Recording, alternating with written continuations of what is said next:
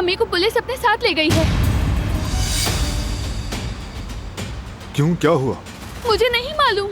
ठीक है, रिलैक्स रहो, अभी पता चल जाएगा। हॉस्पिटल में ऑर्गन्स की स्मगलिंग की तहकीकात हो रही थी, शायद इसी वजह से उन्हें पकड़ के लेके गए।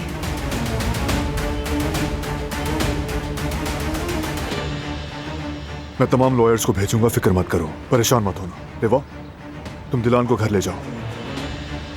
जाओ।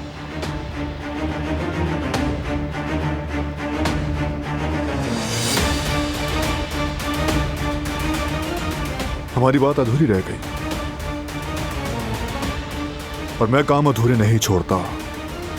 हम जल्द मिलेंगे।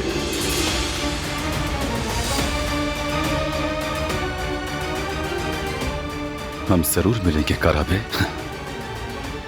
जरूर मिलेंगे।